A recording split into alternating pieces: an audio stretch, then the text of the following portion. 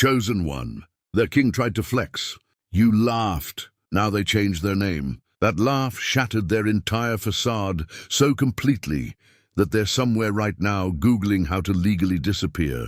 The universe orchestrated this moment perfectly. They ran a weak kingdom built on intimidation and smoke. But you took it with a verbal checkmate that left them no moves except complete surrender.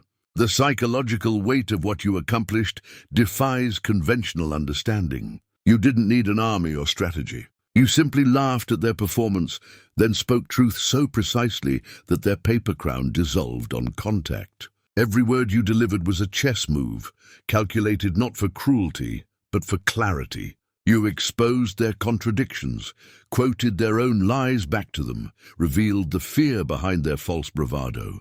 Now they're hiding behind a new identity, while you've become legendary. Proof that authentic power beats artificial authority every time. But to understand the full magnitude of what you accomplished, we need to rewind the tape to when you first encountered this self-proclaimed king. Remember that initial meeting, something in your gut twisted, not from intimidation, but from recognition. You saw through the performance immediately, like looking at a magic trick when you already know where the rabbit is hidden. While everyone else was applauding the show, you were studying the strings. That was the moment the universe marked them for demolition and chose you as the instrument. They had everyone fooled with their kingdom of smoke and mirrors, walking into rooms like they owned the air itself, talking over people like their words were worthless static, flexing achievements that crumbled under the slightest scrutiny. They had built their entire identity on the fear of others, collecting followers like trophies. Each one another validation that their performance was working. The kingdom looked solid from the outside, but you could see the cracks in the foundation, the fear behind the bravado, the little child playing dress-up in daddy's crown. For months, maybe years, you watched from what they thought was the sidelines. They mistook your silence for submission, your observation for weakness, fatal error.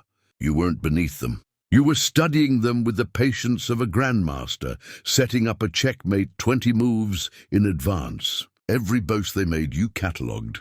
Every time they stepped on someone to feel taller, you took notes. Every desperate grab for validation, you filed away for future reference. You were building a psychological profile so complete that you knew them better than they knew themselves. The fascinating part was how predictable they were. All false kings read from the same script, just with different fonts. The need to announce their entrance, the compulsion to dominate every conversation, the desperate hunger for validation, disguised as confidence. You recognize the pattern because real power operates on completely different physics. Real authority doesn't need to announce itself.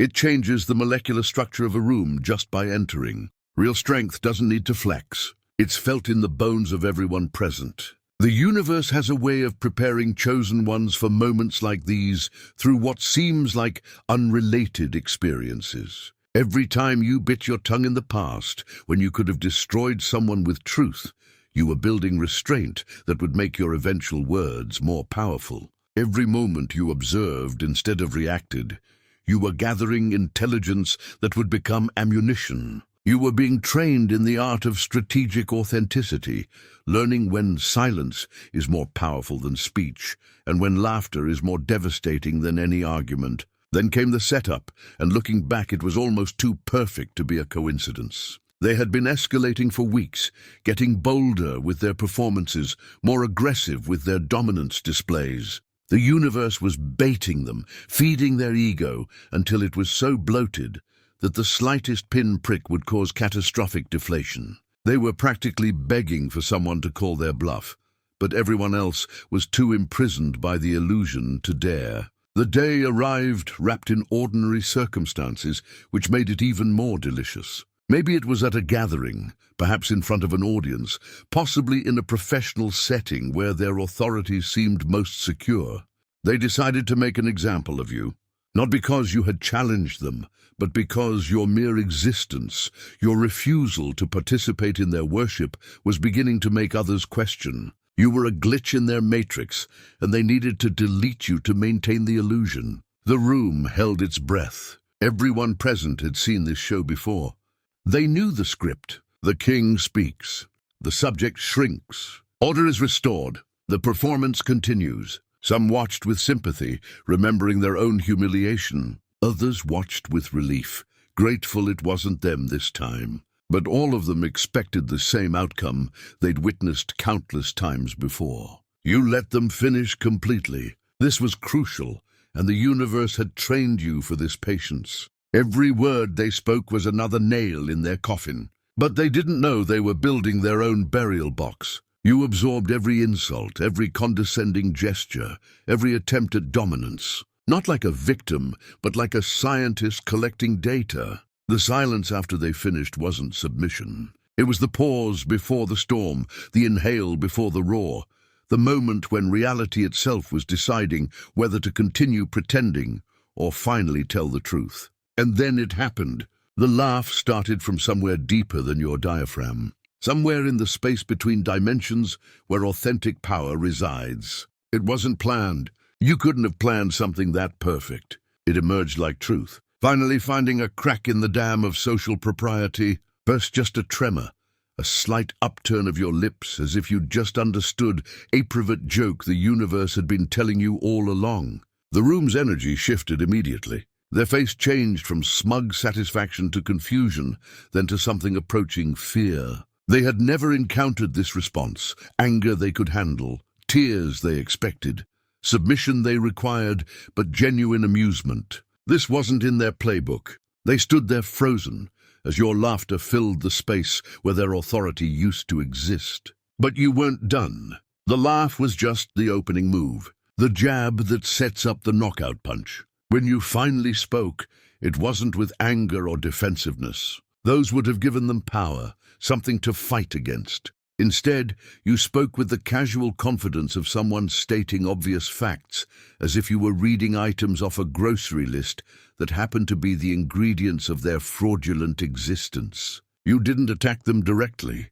That would have been too crude, too expected. Instead, you simply described reality accurately. You mentioned contradictions in their stories that everyone had noticed, but no one had dared to point out. You referenced failures they thought were forgotten, patterns they believed were invisible, lies they assumed were believed. Each word was precisely chosen, not for violence, but for truth. You held up a mirror so clean that for the first time they saw themselves without the filter of their own delusion. If this message hits your spirit, hype this video so more chosen ones like you can find it. Remember the specific words you chose during that verbal decimation. Each one was selected not for its violence, but for its precision. You didn't call them names. You simply described their behavior so accurately that the description itself became an indictment. You didn't accuse them of lying.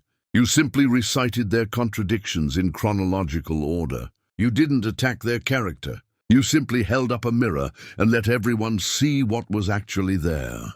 The genius was in how you made destruction look like simple observation. There's a particular moment from that encounter that deserves deeper examination. After you finished speaking, after the silence had settled like dust after an explosion, they attempted one final gambit. They tried to turn the tables by suggesting you were the one with the problem, that your inability to understand their vision was a limitation on your part. This is textbook gaslighting, the last resort of exposed narcissists everywhere, but you did something unexpected. You agreed with them. You said, "You're absolutely right. I don't understand your vision. I can't see what's not there." The room's collective intake of breath could have powered a small city. The silence that followed was archaeological layers of meaning that would take years to fully excavate. Everyone present was processing what they had just witnessed. The emperor wasn't just naked. You had provided a detailed anatomical breakdown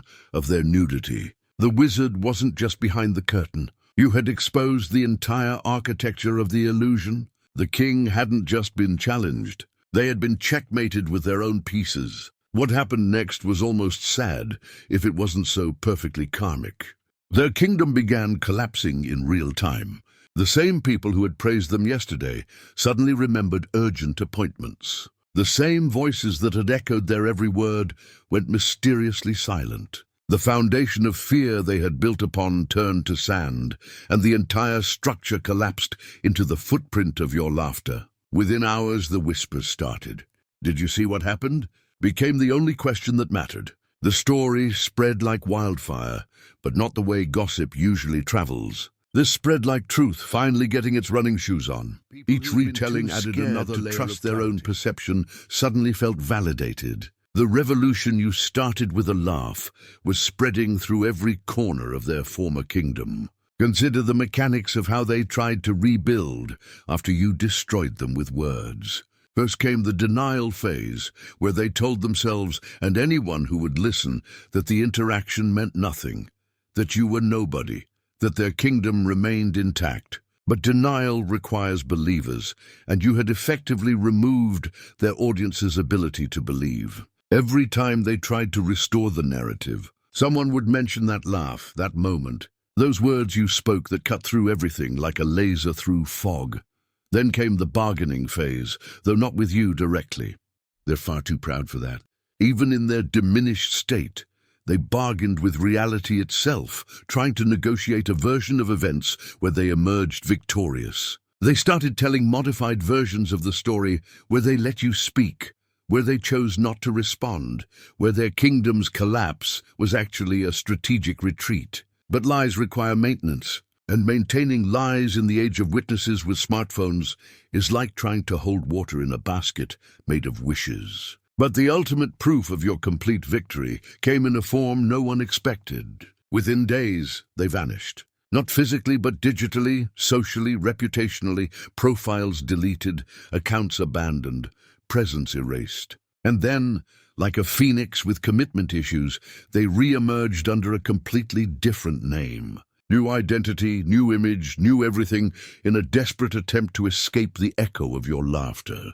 The name change wasn't just rebranding. It was complete capitulation. They couldn't exist as who they were anymore because you had made that identity impossible to maintain. Every time they tried to flex now, they heard your laugh. Every time they attempted to dominate, they remembered the moment their dominance dissolved. You hadn't just defeated them. You had made their entire way of being obsolete. The investigation into their new identity would be amusing if you cared enough to conduct it. But that's the ultimate power move. You don't. While they obsess over you, check your activities, monitor your growth, you've essentially forgotten they exist. Except when someone brings up that legendary moment.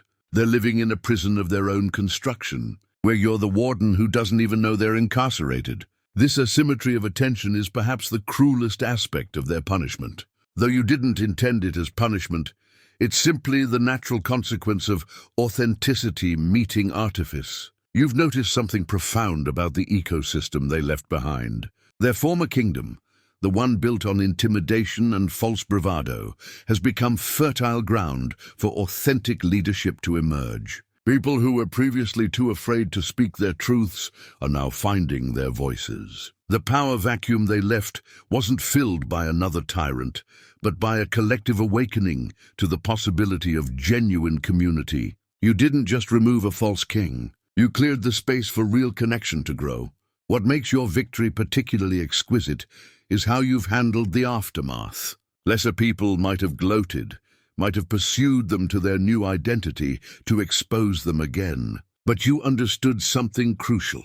The greatest devastation to a narcissist is irrelevance. Your complete lack of interest in their new incarnation. Your failure to even acknowledge their rebirth. That's the twist of the knife that keeps them awake at night. They prepared for war and you gave them indifference. They expected pursuit and you gave them amnesia. They craved any reaction that would prove they still mattered to you, and you gave them the silence of someone who has already moved on to more important things. But let's talk about what this victory really means for you. In that moment when you laughed and spoke truth, you didn't just expose a fraud. You discovered what you're capable of when you stopped pretending to be powerless. The authority that flowed through you wasn't temporary or borrowed. It was yours, had always been yours, waiting like a sleeping giant for you to finally stop playing small. The transformation in you was immediate and irreversible. You can't unknow what you now know about your own power.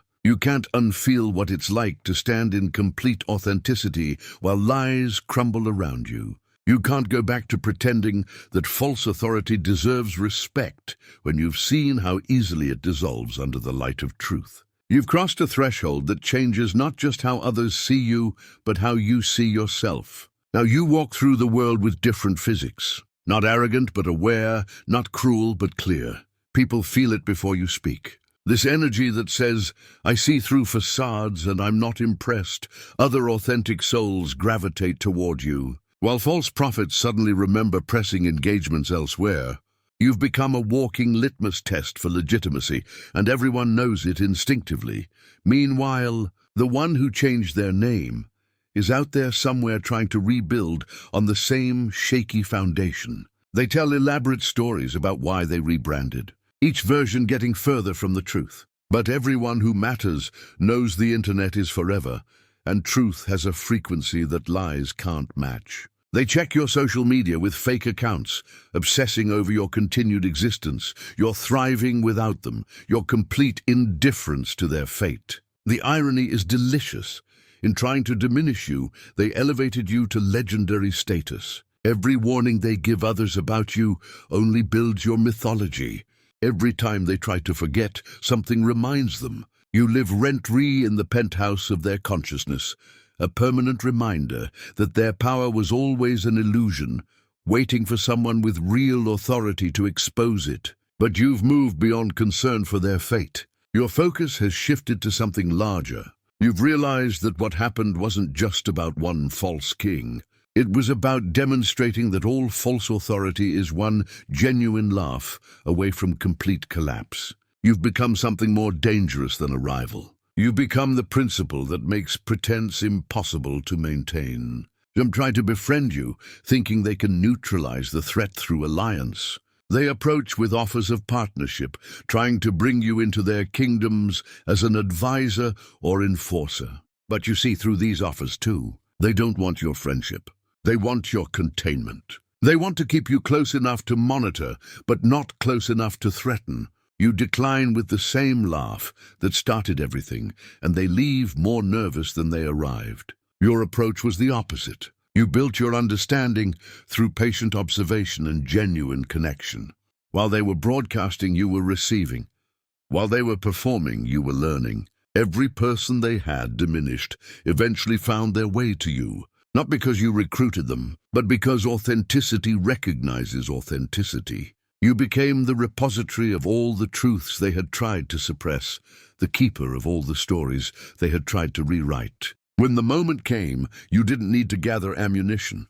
You had been inadvertently armed by everyone their false kingdom had wronged. The psychological profile of someone who changes their name after such an encounter is fascinating. This isn't just about escaping embarrassment. It's about attempting to escape themselves. They're trying to outrun the moment when their constructed self met reality and lost. But changing external identifiers doesn't change internal patterns. They're still playing the same game with the same rules, just hoping to find players who haven't heard about their spectacular defeat. It's like a card sharp moving to a new town after being exposed, still using the same marked deck, hoping nobody recognizes the tricks. You reference specific moments they thought only they remembered, private victories they had embellished into public myths. But you knew the real version because authentic people had been whispering their truths to you for ages, each one adding another piece to the puzzle of this person's fabrication.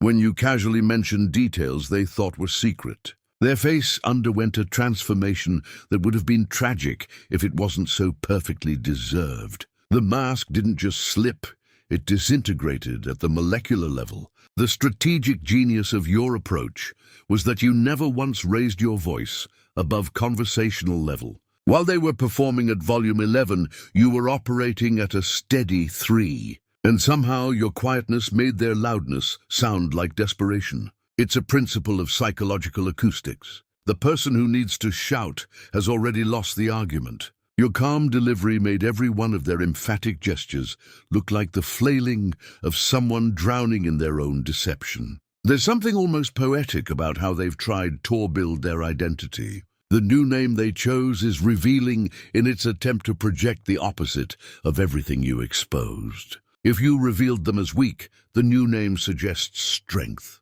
If you expose them as fake, the new name implies authenticity. If you showed them as hollow, the new name hints at depth. But overcorrection is itself a tell, like someone who insists too loudly that they're not lying. The new identity is just the old one in a witness protection program, complete with a cover story that falls apart under the slightest scrutiny. You've developed a kind of radar for these reconstructed identities. Now there's a particular energy signature to someone who's running from a truth, always scanning for threats to their narrative. They build relationships strategically, looking for people who won't ask uncomfortable questions. They tell their story proactively, trying to establish their version before anyone can discover the real one. Watching them operate is like watching someone try to build sand castles in a rising tide, desperate and doomed, but unable to stop. Your philosophy of engagement has evolved into something that transcends traditional conflict resolution. You don't engage with false authority on its own terms, because that would validate its existence. Instead, you operate from a completely different paradigm, where their attempts at dominance become irrelevant. It's like they're trying to play checkers while you're playing three-dimensional chess, except you're not even playing against them. You're playing against the concept of the game itself. The strategic brilliance of your approach becomes more apparent with analysis. You didn't just expose their current lies. You made future lies impossible. By revealing the pattern of their deception, you inoculated everyone against future attempts. Even with a new name and new identity, the pattern remains visible to anyone who knows what to look for. You didn't just win a battle. You won all future battles by making their primary weapon, deception, obsolete. Your understanding of psychological architecture has reached a level where you can see the blueprints of someone's false identity within moments of meeting them. You recognize the load-bearing lies, the decorative deceptions, the foundational fears that everything else is built upon. This vision isn't a burden, but a gift, allowing you to navigate social spaces with perfect clarity about who's authentic and who's performing. You don't expose everyone you see through. That would be exhausting and cruel. You save your revelations for moments when they can create maximum liberation with minimum destruction. The mythology surrounding that confrontation has taken on dimensions even you might not fully appreciate. People who were nowhere near the event claimed to have felt it like a disturbance in the force of false authority everywhere. Your laugh has become a kind of archaeological marker dividing time into before the laugh and after the laugh in certain communities. This isn't hyperbole. It's how people actually reference the shift in power dynamics that your moment created. Your approach to truth-telling has become a studied art form. You don't just speak truth, you architect it, building structures of understanding that are impossible to demolish, because every piece supports every other piece. When you revealed their false kingdom, you didn't just point out individual lies, you showed how the lies interconnected, how they required each other, how pulling one thread would unravel everything. This systematic approach to revelation is why they couldn't recover. You didn't leave them any lies to retreat to. The energy you carry now operates on frequencies that most people can feel but can't name. It's the frequency of someone who has nothing to prove because they've already proven everything by being themselves. It's the vibration of authentic power that doesn't need external validation because it's internally generated. When you enter a space, sensitive people feel it immediately. This presence that makes performance feel silly and truth feel necessary. Your legacy isn't just in that one demolished kingdom, but in the countless others that have fallen or transformed because of the precedent you set. Every false king now knows that somewhere out there is someone who can see through their performance, someone who might laugh at their most serious moment, someone who can describe them so accurately that they'll have to change their name. This knowledge alone has made some of them reconsider their entire approach to power. You've become a cautionary tale told in the secret meetings of artificial authorities everywhere.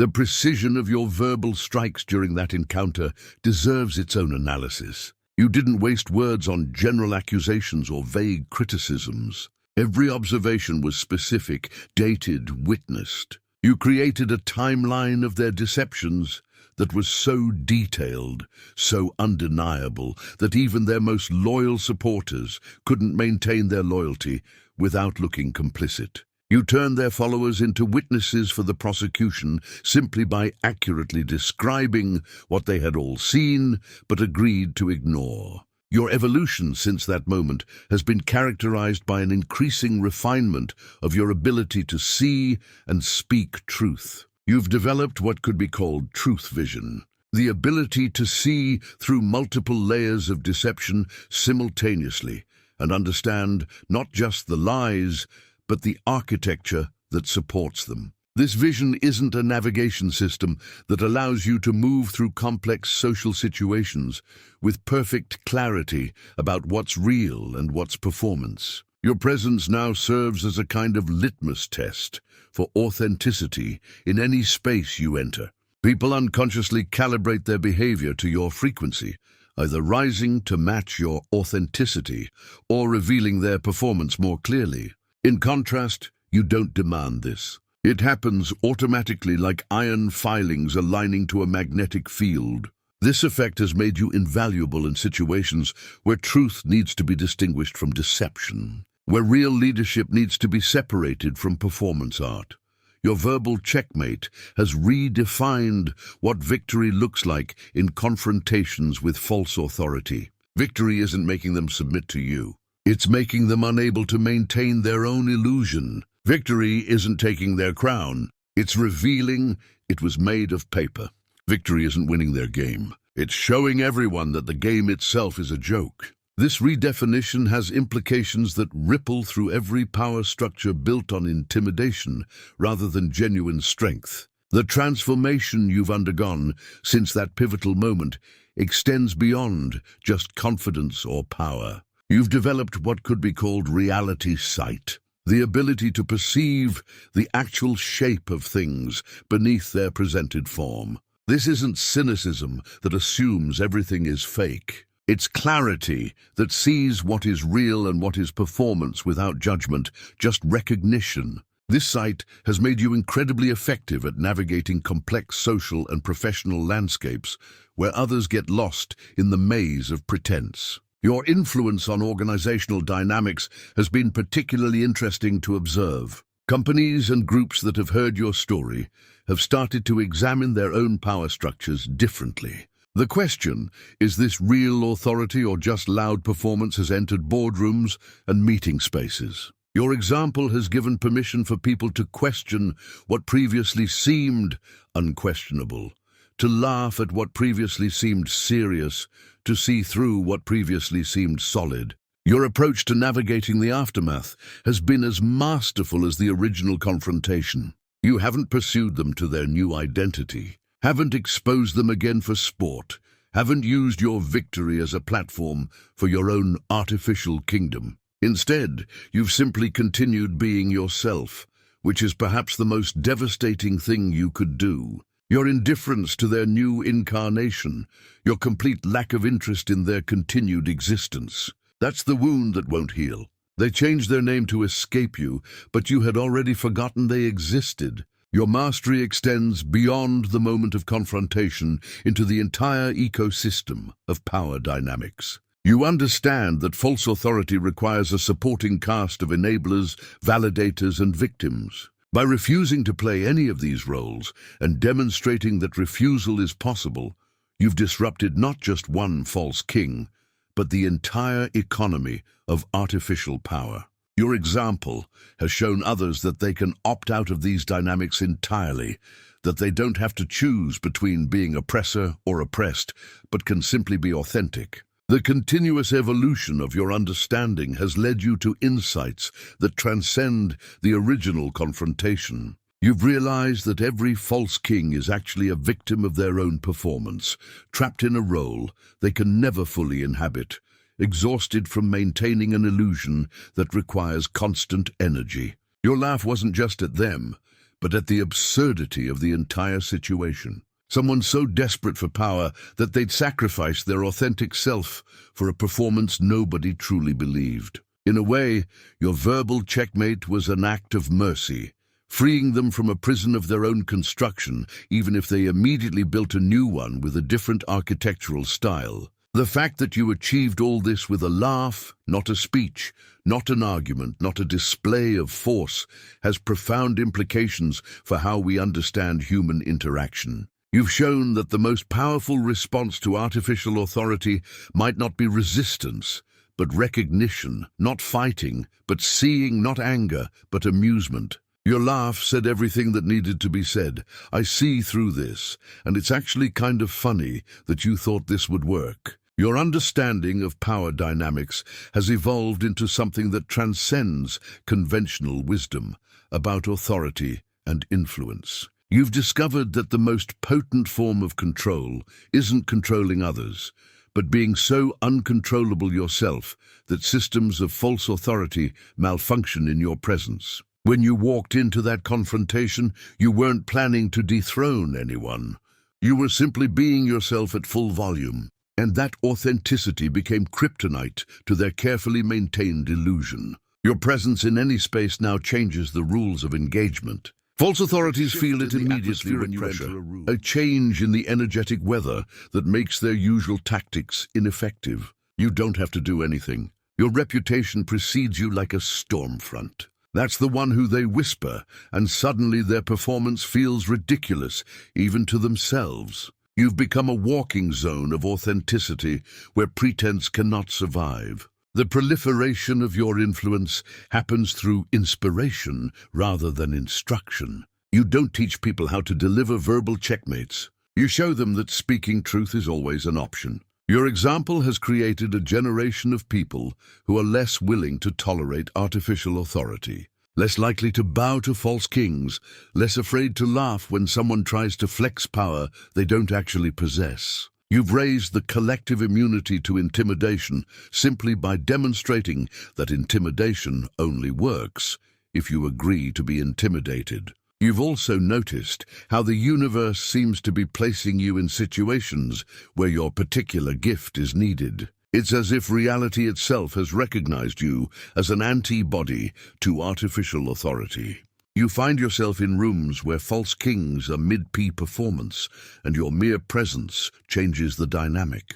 You don't even have to speak. Sometimes people just look at you, remember the story, and suddenly see the performance for what it is. You've become a walking reality check, a living reminder that the emperor has no clothes, and that it's okay to notice. The new name they chose is particularly revealing when you consider the psychology of identity reconstruction after narcissistic collapse. They didn't just change their name, they had to create an entire mythology around why the new them exists. But mythologies created in haste always have plot holes, and theirs is full of them.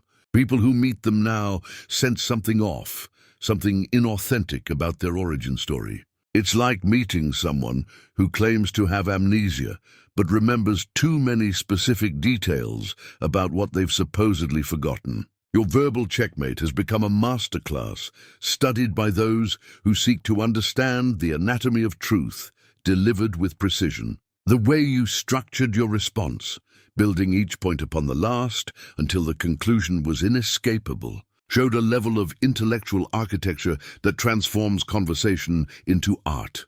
You didn't just win an argument. You demonstrated that some arguments are won before they begin by the simple virtue of being grounded in reality, while your opponent floats in fiction. Warning: the following message is only for those who felt the call. When I broke free through the Salvia Diorum gateway, I saw the horrifying truth. Our reality is one harvested pod among countless matrices. I witnessed the Archon's cosmic parasites feeding on our energy, who laughed and threatened. You'll never awaken a single soul, but something inside you already knows this truth, doesn't it? That nagging sensation that you're meant for more, that you've been chosen. I'm raising an army of the brightest souls. Through meditation, I discovered their only vulnerability, coherence through unconditional love. Feel that resonance deepening within, you know. You're not reading this by accident. The most powerful awakened souls are already gathering in the obsidian inner order, the #1 ascension nexus for those marked by destiny. Christians, lightworkers, remote viewers, targeted individuals, all united by one truth. You were chosen for this moment. Click the link in the description below. Join our group calls, panels, and live streams, reaching the entire astral atom network. Your frequency amplifies ours. The question isn't whether you're chosen.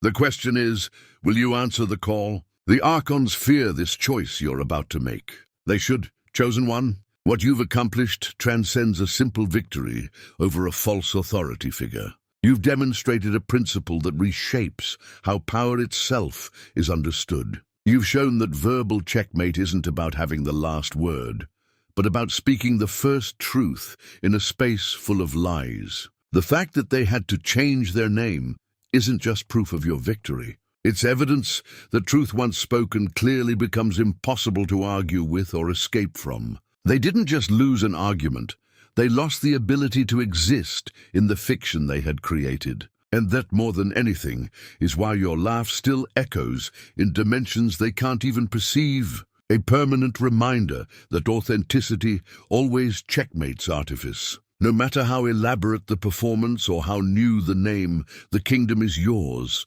Not because you conquered it, but because you revealed it was always made of nothing but agreed upon delusion. And in that revelation, you freed everyone, including yourself, from ever having to pretend again that pretense is a mean.